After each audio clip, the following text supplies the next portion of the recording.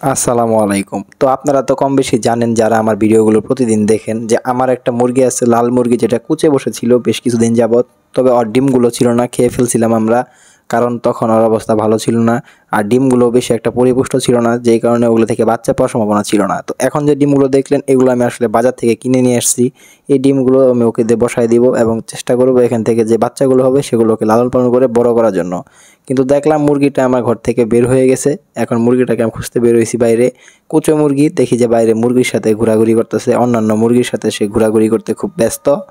যাই হোক, তাকে ডাক দিয়ে এখন নিয়ে আসবো এবং তাকে কিছু খাবার দিব, কারণ এখন খুব গরম। আর সে এখন এই কারণে হয়তো বা কুচে থেকে উঠে বাইরে হাঁটাহাঁটি করতেছে।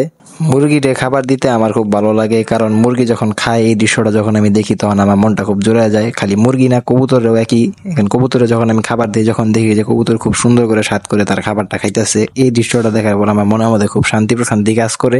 এই কারণে আমি শখ করে মুরগি এবং কবুতর পালি।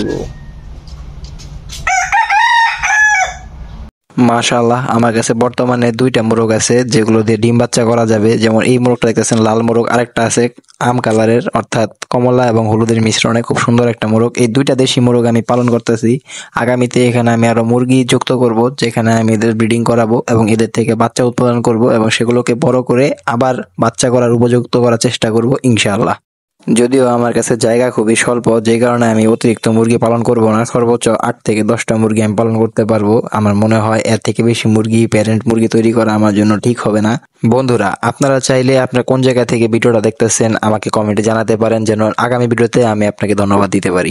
তো এখন কুচে মুরগিটার অবস্থা একটু দেখবো। কুচে মুরগিটাকে আমি একটু খাইতে দিছি আলাদা করে, যেন ও একটু খাওয়ার পর একটু শক্তি পায় এবং তারপরে ডিমের উপরে যায় তা দিতে পারে। কারণ বর্তমানে সময়টা যাইতেছে অত্যন্ত গরম এবং সে বাইরে অনেকটুকু সময় হাঁটাহাঁটি করছে এবং সে এখন খাওয়া দাওয়া করতেছে। তারপরে হয়তো সে তার ডিমের মধ্যে উঠে যাবে, তার খাওয়া প্রায় শেষ।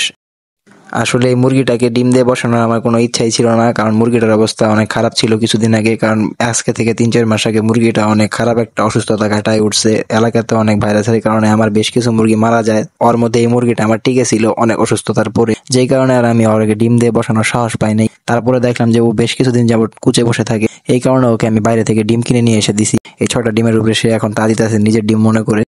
যাই হোক বন্ধুরা, এই ডিমগুলো আমি আগস্ট মাসের 30 তারিখে বসাইছিলাম এবং আশা করি সেপ্টেম্বর মাসের 20 তারিখে এই ডিমগুলো ফুটে যাবে। তো ততক্ষণ পর্যন্ত সবাই ভালো থাকবেন, সুস্থ থাকবেন। আসসালামু আলাইকুম।